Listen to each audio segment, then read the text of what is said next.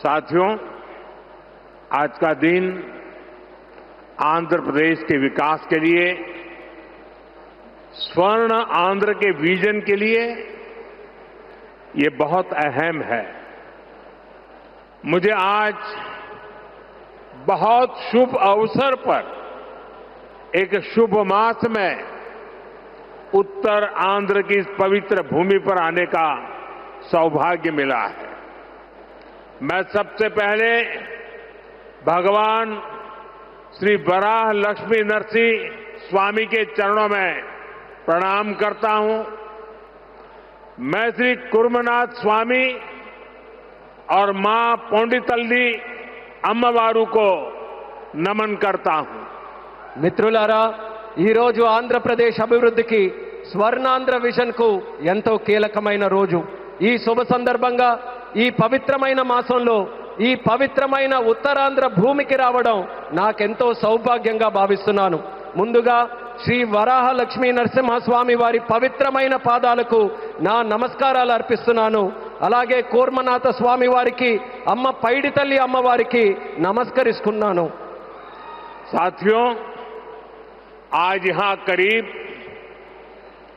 18,000 करोड़ रुपए की विकास परियोजनाओं का शुभारंभ, लोकार्पण और शिलान्यास हुआ है।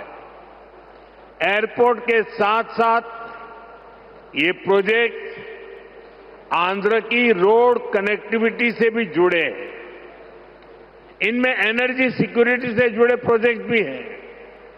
ये विकास कार्य इस बात के प्रतीक है कि इस समय आंध्र की स्पीड से आगे बढ़ रहा है। मैं आप सभी को इन प्रोजेक्ट्स की बहुत बहुत शुभकामनाएं देता हूं। మిత్రులారా, ఈ రోజు దాదాపు 18,000 కోట్ల రూపాయలు విలువైన అభివృద్ధి ప్రాజెక్టులు ప్రారంభోత్సవం మరియు శంకుస్థాపన చేసుకుంటున్నాం. ఎయిర్పోర్ట్తో పాటు ఈ ప్రాజెక్టులు ఆంధ్రప్రదేశ్లో రోడ్ కనెక్టివిటీని కూడా మరింత బలోపేతం చేస్తాయి. వీటిలో ఎనర్జీ సెక్యూరిటీకి సంబంధించిన ప్రాజెక్టులు కూడా ఉన్నాయి.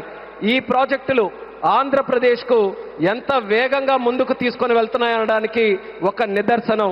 ఈ ప్రాజెక్టుల కోసం మీ అందరికీ నా హృదయపూర్వకమైనటువంటి శుభాకాంక్షలు. साथियों, आज का ये आयोजन नया इतिहास, नए रिकॉर्ड इसे रचने का भी है। आज एक और विकास के नए रिकॉर्ड बन रहे हैं, तो साथ ही ढीमसा डांस का सांस्कृतिक रिकॉर्ड भी रचा गया है। और ये चंद्रबाबू की विशेषता है कि उन्होंने 2 क्षितिजों को छुआ है। एक तरफ ऊंची आसमान को छूने वाली व्यवस्था, एयरपोर्ट का निर्माण, और दूसरी तरफ मेरे यहां के आदिवासी बहनों के द्वारा ढीमसा नृत्य का विश्व रिकॉर्ड बनाना। मैं चंद्रबाबू के इस विजन को विशेष रूप से सराहना करता हूं। మిత్రులారా, ఈ రోజు ఒక కొత్త చరిత్ర, ఒక కొత్త రికార్డును సృష్టించిన రోజు కూడా. ఒకవైపు అభివృద్ధిలో కొత్త రికార్డులు నమోదవుతున్నాయి, మరోవైపు దింసా నృత్యం కూడా ఒక సాంస్కృతిక రికార్డును సృష్టించింది. ఇది చంద్రబాబు నాయుడు గారి విశిష్టత అనేది నేను తెలియజేస్తున్నాను. ఈరోజు చంద్రబాబు నాయుడు గారు ఒక 2 అంశాలని టచ్ చేశారు. ఒకటి నింగిని ఆకాశాన్ని అంటే ఎయిర్పోర్ట్ అయితే, మరొకటి గిరిజనుల సోదర సోదరీమణులతో ఈరోజు దింసా నృత్యంతో ఒక రికార్డు సృష్టించారు. ఇది చంద్రబాబు నాయుడు గారి విజన్. దీనికి నేను హృదయపూర్వకమైనటువంటి అభినందనలు తెలియజేస్తున్నాను. 13,000 से ज्यादा आदिवासी बहनों और बेटियों की प्रस्तुति, उनका उत्साह, उनका अनुशासन और आदिवासी संस्कृति का गौरव, यह दृश्य वाकई अद्भुत था। इसमें देश की विविधता की झलक भी थी और पीढ़ी दर पीढ़ी सहेज कर रखी गई जनजातीय विरासत भी थी। मैं इस प्रस्तुति के लिए आप सभी का और विशेष रूप से मेरी आदिवासी बहनों और बेटियों का बहुत बहुत अभिनंदन करता हूं। 13,000 మందికి పైగా గిరిజన పిల్లలు మరియు సోదరిమణుల తాలూకా ప్రదర్శన, వారి ఉత్సాహం, వారి క్రమశిక్షణ మన గిరిజన సంస్కృతికి సంబంధించిన ఒక గౌరవం. ఈ దృశ్యం నిజంగా అద్భుతంగా అనిపించింది. దీనిలో మన దేశం తాలూకా వైవిధ్యత కనిపించింది. అలాగే తరతరాలుగా సంరక్షించబడిన గిరిజన వారసత్వం కూడా ప్రతిబింబించింది. ఈ అద్భుతమైన ప్రదర్శనకు మన గిరిజన పిల్లలకు, సోదరిమణులకు, అలాగే ఇక్కడ ఉన్న అందరికీ కూడా నా హృదయపూర్వక అభినందనలు తెలియజేస్తున్నాను. साथियों, ये धरती अल्लूरी सीताराम राजू की धरती है।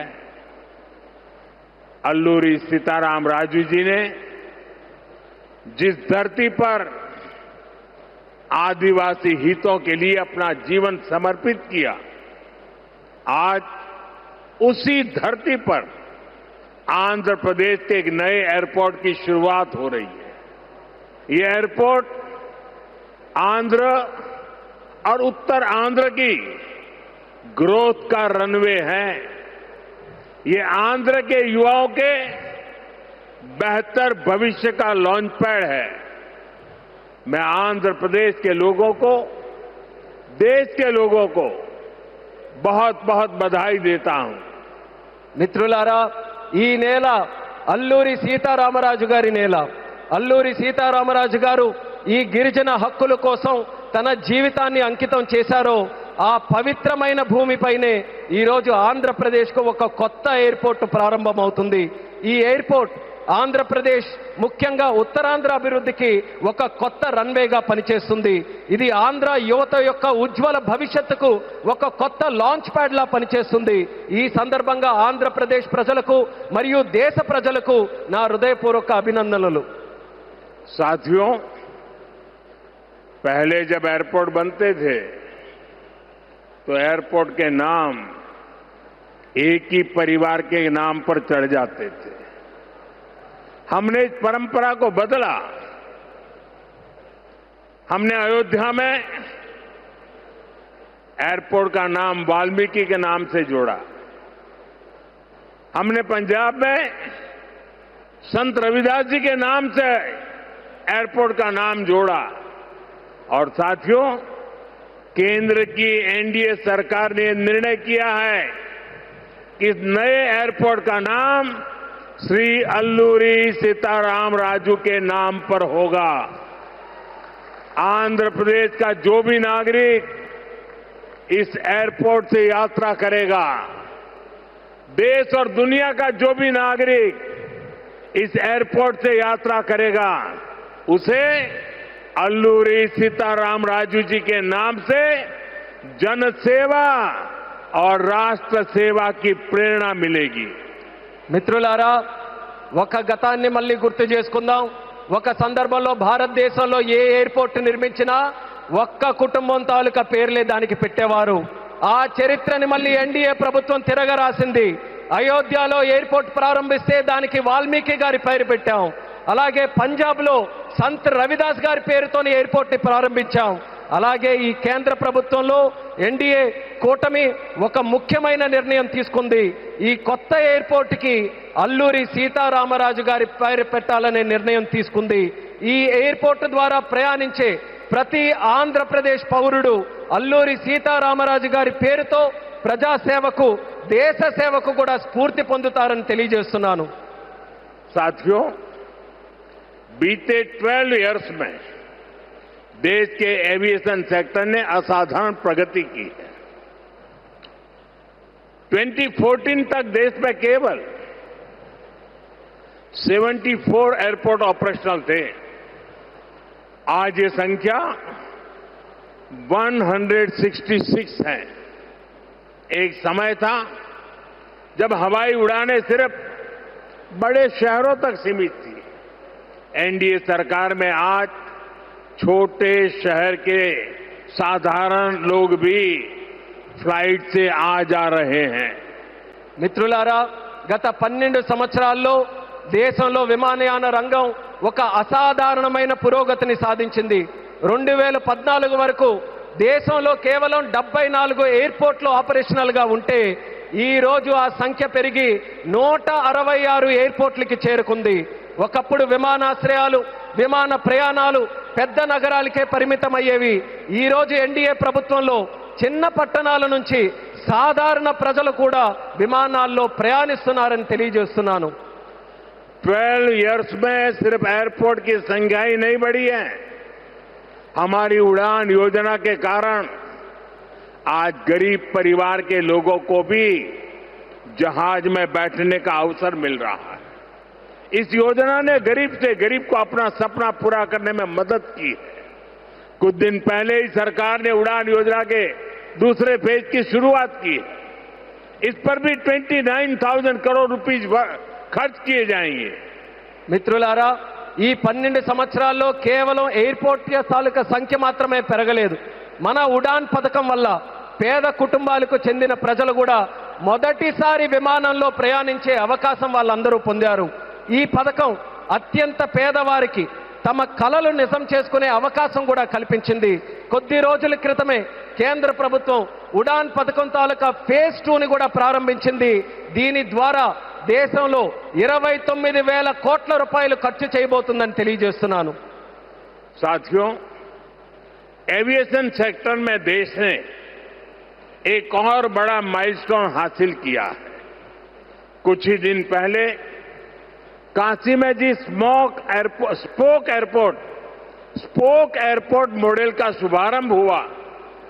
आज वही मॉडल पंजाब के अमृतसर तक पहुंच गया है. इससे अमृतसर से 25 से ज्यादा इंटरनेशनल डेस्टिनेशन जुड़ जाएंगे. मैं इस उपलब्धि के लिए आंध्र की इस धरती से पंजाब के लोगों को भी बधाई देता हूं.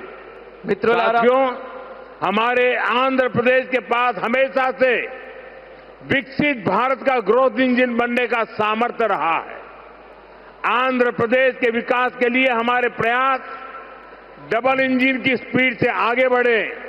इसके लिए मैंने आंध्र के लोगों से डबल इंजन सरकार का आशीर्वाद मांगा था और आज चंद्रबाबू नायडू जी के नेतृत्व में, पवन कल्याण जी के नेतृत्व में एनडीए की पूरी टीम आंध्र प्रदेश के लिए डबल स्पीड से काम कर रही है. మిత్రులారా, విమానయాన రంగంలో దేశంలో మరో పెద్ద మైలురాయిని మనం సాధించాం. కొద్ది రోజుల క్రితమే కాశీలో ప్రారంభమైన స్పోక్ ఎయిర్పోర్ట్ మోడల్ ఈ రోజు పంజాబ్లోని అమృత్సర్ వరకు కూడా విస్తరించింది. దీంతో అమృత్సర్లో 25కి పైగా అంతర్జాతీయ గమ్యాలకు నేరుగా కనెక్ట్ అవ్వడానికి అవకాశం కలిగింది. ఈ విజయానికి ఆంధ్రప్రదేశ్ నేల నుంచే పంజాబ్ ప్రజలకు కూడా నా హృదయపూర్వక అభినందనలు తెలియజేస్తున్నాను. అలాగే మిత్రులారా, వికసిత్ భారత్ నిర్మాణంలో ఆంధ్రప్రదేశ్ ఎప్పుడూ కూడా ఒక గ్రోత్ ఇంజిన్ గా నిలిచే సామర్థ్యం కలిగి ఉంది. ఆంధ్రప్రదేశ్ అభివృద్ధి కోసం డబుల్ ఇంజిన్ వేగంతో మా ప్రయత్నం ముందుకు సాగాలని నేను ఆంధ్ర రాష్ట్ర ప్రజలకు డబుల్ ఇంజిన్ ప్రభుత్వం కోసం ఆశీర్వాదాన్ని నేను కోరాను. ఈ రోజు చంద్రబాబు నాయుడు గారి నాయకత్వంలో, పవన్ కళ్యాణ్ గారి నాయకత్వంలో ఎన్డీఏ టీం మొత్తం ఆంధ్రప్రదేశ్ అభివృద్ధి కోసం డబుల్ వేగంతో పనిచేస్తుందని గర్వంగా తెలియజేస్తున్నాను. साथियों, आज देश ब्लू इकोनॉमी को लगातार मजबूत कर रहा है. हमारा विजन है कि पूरा क्षेत्र कोस्टल इकोनॉमिक कॉरिडोर के रूप में विकसित हो. इसी लक्ष्य के साथ विशाखापट्टनम से कृष्णापट्टनम तक हमारे पुराने पोर्ट्स को आधुनिक रूप दिया जा रहा है. इसके अलावा मुलापेटा और रामायापट्टनम में हम नए पोर्ट भी बना रहे हैं. మిత్రులారా, ఈ రోజు దేశం బ్లూ ఎకానమీని నిరంతరం బలోపేతం చేస్తుంది. మా విజన్ ఈ మొత్తం ప్రాంతాన్ని ఒక కోస్టల్ ఎకనామిక్ కారిడార్ గా అభివృద్ధి చేయడం. ఈ లక్ష్యంతో విశాఖపట్నం నుంచి కృష్ణపట్నం వరకు మన పాత పోర్ట్స్ అన్నిటినీ కూడా ఆధునీకరిస్తున్నాం. అదే సమయంలో మూలపేట మరియు రామయ్యపట్నంలో కొత్త పోర్ట్స్ ని కూడా మనం నిర్మించబోతున్నాం. साथियों, पोर्ट डेवलपमेंट के साथ साथ पूरे आंध्र में हाईवे और एक्सप्रेसवे का नेटवर्क तैयार हो रहा है। विशाखापट्टनम रायपुर एक्सप्रेसवे जैसे प्रोजेक्ट इस पूरे क्षेत्र को रफ्तार दे रहे हैं। మిత్రులారా, పోర్టుల అభివృద్ధితో పాటు ఆంధ్రప్రదేశ్ మొత్తం హైవేస్ ఎక్స్ప్రెస్వేస్ నెట్వర్క్ ని విస్తృతంగా పెంచుకుంటూ పోతుంది. విశాఖపట్నం రాయ్పూర్ ఎక్స్ప్రెస్ వే వంటి ప్రాజెక్టులు ఈ ప్రాంతానికి సరికొత్త వేగాన్ని అందిస్తున్నాయి. साथियों, ये पूरा रीजन देश के बड़े औद्योगिक केंद्रों से आसानी से जुड़े, इसके लिए आज आंध्र प्रदेश में करीब 1 लाख करोड़ रुपीस की रेलवे परियोजनाओं पर काम चल रहा है। राज्य के पूरे रेल नेटवर्क का इलेक्ट्रिफिकेशन हो चुका है। यहां 70 से ज्यादा रेलवे स्टेशनों को भी आधुनिक बनाया जा रहा है। మిత్రులారా, ఈ ప్రాంతం మొత్తం దేశంలోని ప్రధాన పారిశ్రామిక కేంద్రాలతో మరింత సులభంగా అనుసంధానం అవ్వడానికి ఈ రోజు ఆంధ్రప్రదేశ్లో దాదాపు 1,00,000 కోట్ల రూపాయలు విలువైన రైల్వే ప్రాజెక్ట్స్ తాలూకా పనులు కూడా జరుగుతున్నాయి. రాష్ట్రంలో రైల్వే నెట్వర్క్ అంతా ఇప్పటికీ పూర్తిగా ఎలక్ట్రిఫికేషన్ అయ్యింది. అదేవిధంగా 70కి పైగా రైల్వే స్టేషన్లు కూడా ఆధునీకరిస్తున్నాం. साथियों, आज इस क्षेत्र के विकास में पीएम गति शक्ति नेशनल मास्टर प्लान भी बड़ी भूमिका निभा रहा है। पीएम गति शक्ति के माध्यम से इस पूरे क्षेत्र में रेल, पोर्ट और एयरपोर्ट को एक साथ जोड़ा जा रहा है। जब यहां ये आधुनिक लॉजिस्टिक नेटवर्क तैयार हो जाएगा तो उद्योगों को बेहतर कनेक्टिविटी मिलेगी, किसानों को फायदा होगा और ईज ऑफ डूइंग बिजनेस भी बढ़ेगा। మిత్రులారా, ఈ ప్రాంత అభివృద్ధితో పీఎం గతి శక్తి నేషనల్ మాస్టర్ ప్లాన్ కూడా కీలక పాత్ర పోషిస్తుంది.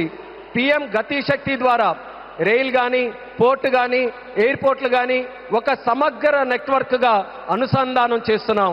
ఈ ఆధునిక లాజిస్టిక్స్ నెట్వర్క్ పూర్తయిన తర్వాత పరిశ్రమలకు మరింత మెరుగైన కనెక్టివిటీ లభిస్తుంది, రైతులకి ప్రయోజనం చేకూరుతుంది, అలాగే ఈజ్ ఆఫ్ డూయింగ్ బిజినెస్ కి కూడా మరింత పెరుగుతుంది. साथियों, आंध्र प्रदेश हमेशा भविष्य की सोच रखने वाला प्रदेश रहा है।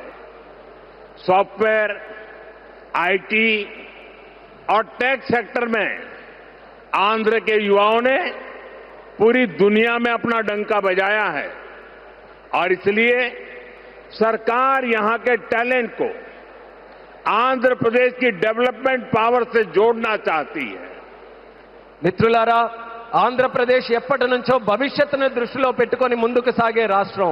సాఫ్ట్వేర్ గాని, ఐటీ గాని, టెక్ రంగాల్లో గాని ఆంధ్రప్రదేశ్ యువత ప్రపంచవ్యాప్తంగా తన ప్రతిభను చాటుకున్నారు. అందుకే ఇక్కడ యువత తాలూకా ప్రతిభను ఆంధ్రప్రదేశ్ తాలూకా అభివృద్ధి శక్తితో అనుసంధానం చేయాలని ప్రభుత్వం కోరుకుంటుంది. हमारे टैलेंटेड युवाओं की प्रतिभा का लाभ आंध्र प्रदेश और देश को ज्यादा से ज्यादा मिले, ये बहुत आवश्यक है। इसके लिए हमारा फोकस अब सेमीकंडक्टर जैसी फ्यूचरिस्टिक टेक इंडस्ट्री पर है।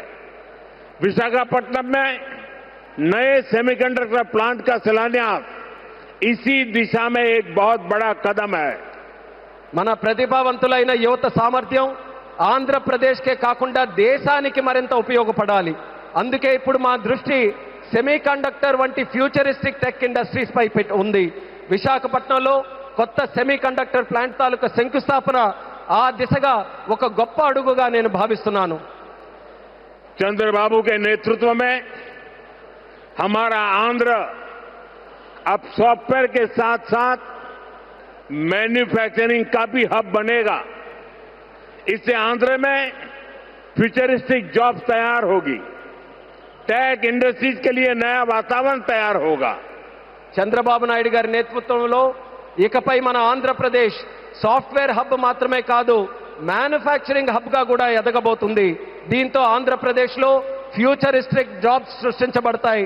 టెక్ ఇండస్ట్రీస్ కు అనుకూలమైన ఒక కొత్త ఈకో సిస్టమ్ కూడా ఇక్కడ ఏర్పడుతుంది. साथियों, वर्ल्ड इकोनॉमी में कहीं भी किसी भी ग्रोथ सेंटर का निर्माण सिर्फ एक फैक्ट्री से नहीं हो सकता।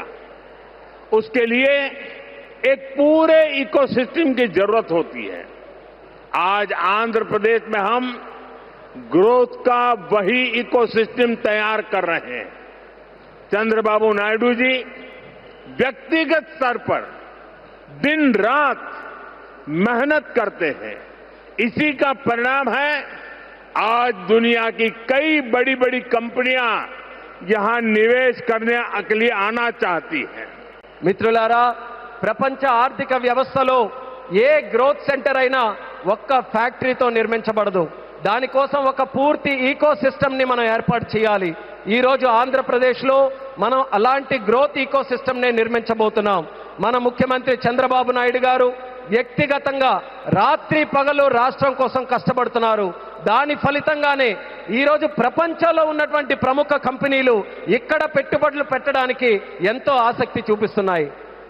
साथियों, यहां सेमीकंडक्टर के साथ साथ एआई इंफ्रा और डेटा सेंटर पर भी काम हो रहा है। गूगल ने भी यहां $15 बिलियन के एआई और क्लाउड इंफ्रास्ट्रक्चर कैंपस की घोषणा की है। और भी कई ग्लोबल कंपनी यहां नई संभावनाएं देख रही हैं। इसका बहुत बड़ा फायदा आंध्र प्रदेश के साथ साथ देश के यूथ को हो रहा है. మిత్రులారా, ఇక్కడ సెమీ కండక్టర్తో పాటు ఏఐ ఇన్ఫ్రాస్ట్రక్చర్, డేటా సెంటర్స్ రంగాల్లో కూడా వేగంగా పనులు జరుగుతున్నాయి. గూగుల్ కూడా ఇక్కడ $15 బిలియన్ విలువైన ఏఐ మరియు క్లౌడ్ ఇన్ఫ్రాస్ట్రక్చర్ క్యాంపస్ ని ఏర్పాటు చేయబోతుంది. ఇంకా అనేక అంతర్జాతీయ కంపెనీలు కూడా ఇక్కడ కొత్త పెట్టుబడులకు అవకాశాలు చూస్తున్నాయి. దీనివల్ల ఆంధ్రప్రదేశ్ యువత కాకుండా దేశ యువతకు కూడా ఒక్క గొప్ప ప్రయోజనం కలగబోతుంది. साथियों, आंध्र की इंडस्ट्रियल ग्रोथ स्टोरी केवल डिजिटल टेक तक ही सीमित नहीं है. नकापल्ली में केंद्र सरकार बड़े फार्मा पार्क के लिए भी सहयोग दे रही है. इससे आंध्र प्रदेश देश के एक बड़े फार्मा हब के रूप में भी विकसित होगा. మిత్రులారా, ఆంధ్రప్రదేశ్ ఇండస్ట్రియల్ గ్రోత్ స్టోరీ కాకుండా డిజిటల్ టెక్ వరకే పరిమితం కాకుండా నక్కపల్లిలో కేంద్ర ప్రభుత్వం యొక్క భారీ ఫార్మా పార్క్ ఏర్పాటుకి కూడా సహకరిస్తుంది. దీంతో ఆంధ్రప్రదేశ్ దేశంలోనే ఒక ప్రముఖ ఫార్మా హబ్ గా ఎదగబోతుందని తెలియజేస్తున్నాను. ग्रीन एनर्जी की फील्ड में भी अकेले रायलसीमा क्षेत्र में 5 लाख करोड़ रुपए से ज्यादा का इन्वेस्टमेंट हुआ है. मैं आज आंध्र प्रदेश के आप सभी लोगों को फिर विश्वास दिलाता हूं, हमारी सरकार ऐसी हर संभावनाओं को साकार करने के लिए दिन रात ये डबल इंजन सरकार काम करती रहेगी.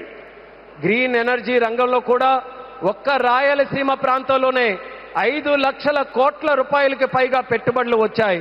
ఈరోజు ఆంధ్రప్రదేశ్ ప్రజలందరికీ నేను మరోసారి హామీ ఇస్తున్నాను, ఇలాంటి ప్రతి అవకాశాన్ని నిజం చేయడానికి, ఆ కళని సాకారం చేయడానికి మా ప్రభుత్వం, ఈ డబుల్ ఇంజిన్ ప్రభుత్వం రాత్రి ప్రగలు కృషి చేస్తూనే ఉంటుందని తెలియజేస్తున్నాను. साथियों, आज आंध्र प्रदेश में हर सेक्टर में किस स्पीड से काम हो रहा है, इसका अंदाजा आप इस बात से लगा सकते हैं कि पिछले 3 यात्राओं में ही मैंने 2 लाख करोड़ रुपीस के प्रोजेक्ट का शुभारंभ यहां किया है. మిత్రులారా, ఈరోజు ఆంధ్రప్రదేశ్లో ప్రతి రంగంలో ఎంత వేగంగా అభివృద్ధి జరుగుతుందో మనం ఒక్కసారి అంచనా వేయాలనంటే ఈ ఒక్క విషయం గమనించండి. నా గత 3 పర్యటనల్లో 2 లక్షల కోట్ల విలువైన ప్రాజెక్టులు, కోట్ల రూపాయల విలువైన ప్రాజెక్టులు నేను ఇక్కడే ప్రారంభించానని తెలియజేస్తున్నాను.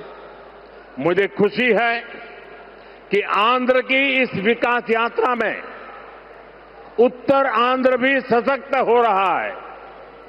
हम विशाखापट्टनम इकोनॉमिक रीजन VER को देश के बड़े औद्योगिक केंद्र के रूप में विकसित कर रहे हैं. हमारा लक्ष्य है VER एशिया का प्रमुख इकोनॉमिक हब बने. ये एयरपोर्ट से लेकर सेमीकंडक्टर यूनिट तक इसी मिशन का हिस्सा है। ఈ అభివృద్ధి ప్రయాణంలో ఉత్తరాంధ్ర కూడా మరింత బలోపేతం అవుతున్నందుకు నాకెంతో ఆనందంగా ఉంది. మనం విశాఖపట్నం ఎకనామిక్ రీజన్ను దేశంలో ప్రధాన పారిశ్రామిక కేంద్రంగా అభివృద్ధి మనం చేస్తున్నాం. మన లక్ష్యం బీఆర్ను ఆసియా ఖండంలోనే ఒక ప్రముఖ ఎకనామిక్ హబ్గా తీర్చిదిద్దడం. దీనికి ఎయిర్పోర్ట్ నుంచి సెమీ కండక్టర్ యూనిట్ వరకు జరుగుతున్న ప్రతి కార్యక్రమం ఆ లక్ష్యంలో భాగమే అనేది కూడా నేను తెలియజేస్తున్నాను. साथियों, हमारी सरकार का मंत्र है इन्वेस्टमेंट से एम्प्लॉयमेंट। इसलिए सरकार ने अपनी तरफ से भी इन्वेस्टमेंट बढ़ाया और हम प्राइवेट सेक्टर को भी इन्वेस्टमेंट के लिए प्रेरित कर रहे हैं।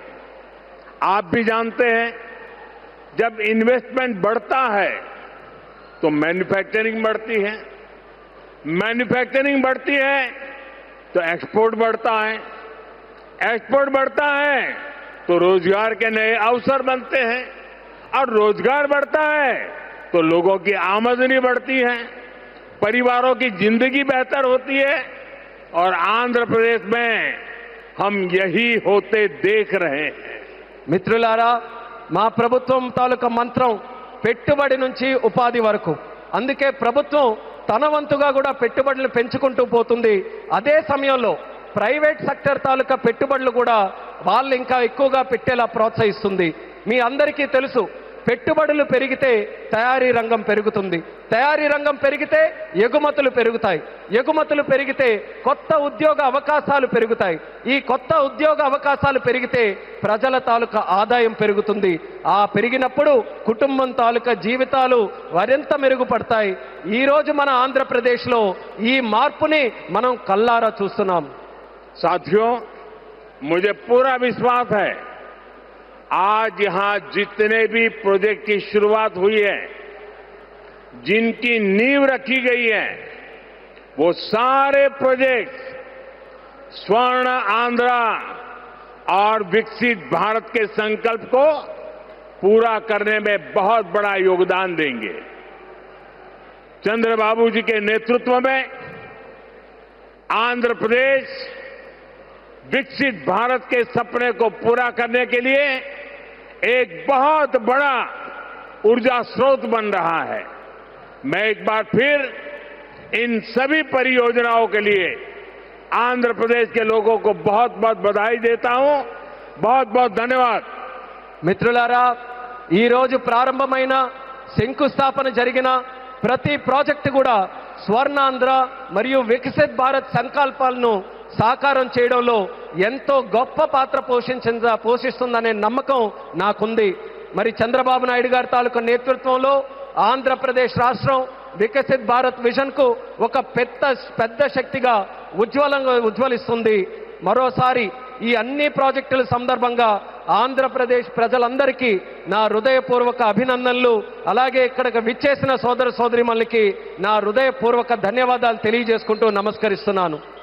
भारत माता की जय, भारत माता की जय, भारत माता की जय. बहुत बहुत धन्यवाद.